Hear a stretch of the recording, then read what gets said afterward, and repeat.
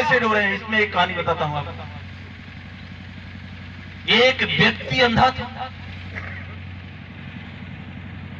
तो उनके माँ बाप ने उसकी शादी भी अंधी लड़के से कर दी। अब और समस्या, अब वो उनकी महिला किसी तरह से रोटी बनाती तो कुत्ते खा जाते, दिखते ही नहीं कहाँ रखा। तो उसका घर वाला उसी से लड़ता, तुम बना के खा जाती है, और कहती कुत्ते खा गए। कहती कि नहीं भाई, मैं बना के रखी और कौन खा गया पता नहीं चला। तो उस आदमी को एक उपाय सोचा। तो वो एक बड़ा सा डंडा बांस का एक किनारे उसको फाड़ दिया और उसको लेके वहां बैठता जहां उसकी पत्नी रोटी बनाती, और वो पीटता रहता।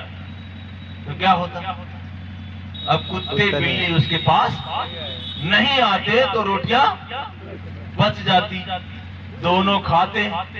इसी तरह उनका जीवन गुजर रहा था। संयोग से दोनों को एक लड़का हुआ, लेकिन लड़का आंख वाला हुआ, वो अंधा नहीं था।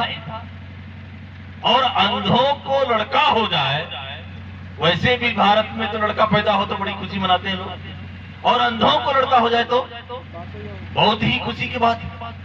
बड़े लाड प्यार से उसको पाला पोसा, पढ़ाया लिखाया, शादी लायक हुआ तो शादी किया, वो भी अच्छी लड़की से किया, पढ़ी लिखी लड़की से किया। लेकिन जब उसकी घरवाली रोटी बनाना शुरू की तो वो भी डंडा पकड़ के बैठ गया और पीटना शुरू किया। उसकी घरवाली बड़े आश्चर्य में पड़ी, किया हो क्या गया इस आदमी। उसने कहा ये क्या कर रहे हो? अरे उसने कहा ये मेरे बाप दादाओं की परंपरा है, मैं इस परंपरा को निभा रहा हूं। उसने कहा कैसी परंपरा? अरे उसने कहा मेरी माँ जब रोटी बनाती थी तो मेरे पिताजी डंडा पीटते थे और उसी परंपरा को मैं भी निभा रहा। तो उसकी घरवाली ने कहा कि तुम्हारी आंखें हैं या नहीं? उसने कहा हैं।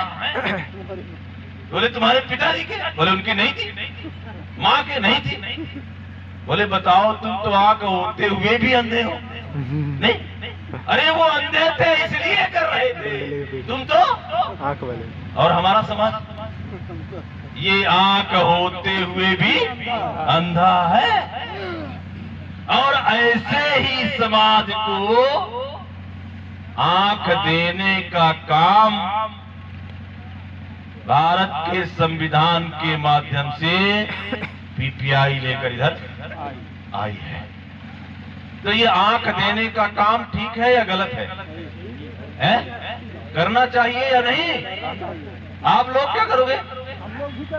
बोल ही नहीं रहे, बोल ही नहीं रहे हैं। करेंगे सर, हाथ उठा देना चाहिए ना। करेंगे अभी कब करेंगे? अरे 2022 में, 22 में लखनऊ और 24 में दिल्ली। और ये करने के लिए अलग से कुछ नहीं करना है, त्योहार, संस्कार और दरबार से शैतान का बहिष्कार करना है। त्योहार, संस्कार और दरबार से शैतान का बहिष्कार करना है, और ग्राम सभा से लेकर लोकसभा तक उन शैतानों को अपने वोट का अधिकार नहीं देना है। इतना ही करना है और कुछ नहीं।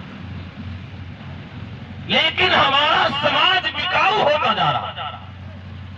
क्यों? क्योंकि नेता ही बिकाऊ हो रहा है। तो समाज सोचता है जब नेता ही बिकता है तो, अरे नेता करोड़ों में बिकता है तो हमको तो 150 जो मिले, ऐसा है।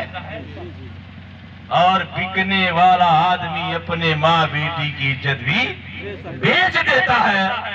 आप इस मत के हो कि नहीं हो? इज्जत बेचना चाहिए?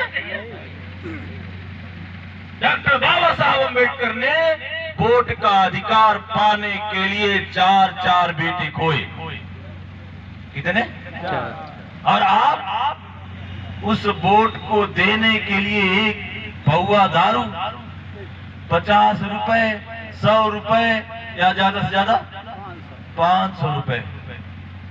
मैं आपकी व्यक्तिगत बात नहीं कर रहा, हमारे समाज में ऐसे लोग हैं और 5 साल फिर रोते हैं।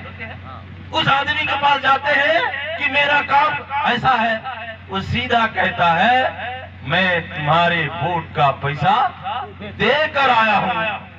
तो फिर आवाज निकलती है, यही करने के लिए वोट का अधिकार मिला क्या? ये वोट का अधिकार भारत के खजाने की चाबी है और ये चाबी आप दुश्मन के हाथ में पिछले 71 साल से देते आ रहे हैं। और इसीलिए आपका वजन 80 किलो 90 किलो से घटकर 40 किलो में आया है और आने वाले समय में ये 20 किलो भी नहीं रहने वाला है। क्यों? क्योंकि सरकार ने आपको मुर्गा से भी नीचे ला दिया है। समझ है कि नहीं? 5 किलो अनाज लेने की लाइन में हमारे लोग खड़े होते हैं। क्यों? और वो 5 किलो का अनाज 5 किलो नहीं रहता, वो तोलने पर 4.5 किलो या 4 किलो ही रहता है। इसका मतलब एक दिन में आपको 150 ग्राम मिलता है। कितना? और एक मुर्गे को खाने के लिए 300 ग्राम अनाज चाहिए और तुमको कितना मिल रहा? 150। तो मुर्गे से कम हो कि नहीं? और मुर्गे का हास्य क्या होता है? काट के खाया जाता है। एक न एक दिन काट के खाया जाता है। कटना ही है। तो आपको क्या लग रहा है, बचने वाले हो क्या? है आपका भी कटना तय है। और ये अनाज भी मिलना बंद होने वाला है। क्यों? अभी जो किसानों के 3 कानून आए हैं, ये कानून उधर ले जा रहे हैं। ये एमएसपी जैसे ही बंद होगी तो सरकार आपका अनाज खरीदना बंद करेगी। तो कौन खरीदेगा? अडानी और अंबानी खरीदेंगे। तो सरकार आपको 5 किलो अनाज देगी, तो फिर क्या करोगे जी? आज जो निकम्मे बनकर बैठाया जा रहा है बनाकर, ये निकम्मापन तुमको मरने के लिए मजबूर करेगा। करेगा या नहीं करेगा? क्या रास्ता बचेगा? आपका खुद का खेत भी खुद का नहीं होगा। ये किसान बिल में आया हुआ है। अभी आपको ऐसी हवा में लग रहा है, आपको पता नहीं चलेगा और आपके खतौनी से वो जमीन निकल जाएगी है? तब फिर आप अपने जीवन की भीख मांगते उन्हीं के पीछे भागोगे। ऐसा व्यवस्था वो कर रहे हैं और ये व्यवस्था कांग्रेस लाई है और बीजेपी आज डंके के चोट पर उसको लागू कर रही है। तो क्या लगता है आपको कि ये अलग अलग है क्या है? ये दोनों एक ही मकान के 2 दरवाजे हैं। कांग्रेस की सत्ता आती है तो वही सारे कांग्रेसी हो जाते हैं और भाजपा की सत्ता आती है तो वही सारे भाजपा। ऐसा है या नहीं? और रही हमारे समाज के पार्टियों की बात, तो ये भी ब्राह्मणम शरणम गच्छामि है कि नहीं? चाहे वो सपा हो, चाहे बसपा हो या और अपना दल हो, पराया दल हो, जो भी हो है, ये सबका वही हाल। अब जरा समझो, 1974 में उत्तर भारत के लेनिन कहे जाने वाले बाबू जगदेव प्रसाद कुशवाहा ने जो नारा दिया, क्या 100 में 90 शोषित हैं, शोषितों ने ललकारा है, धन धरती और राजपाट में 90 भाग हमारा है, 10 का शासन 90 पर नहीं चलेगा, नहीं चलेगा। लेकिन हमने क्या किया? हम कहते हैं खूब चलेगा, चल रहा है ना। मतलब हमने हमारे पुरखों की बात नहीं मानी। और मैं जो चर्चा कर रहा था कि वोट देने का अधिकार डॉक्टर बाबा साहब अम्बेडकर ने 4 बेटे खोकर पाया, तो क्या अपने लिए लाया? 20 फरवरी 1928 को भारत की पहली संविधान सभा बनी, जिसने पहले संविधान का निर्माण किया, जिसको नेहरू कमेटी के नाम से जाना जाता है। और उस कमेटी ने मतदान के विषय में यानी मत के अधिकार के विषय में प्रस्ताव पारित किया था कि जिसके पास 10 एकड़ जमीन होगी, जो कम से कम ग्रेजुएट पास होगा और जो सरकार को टैक्स देता होगा, उसी को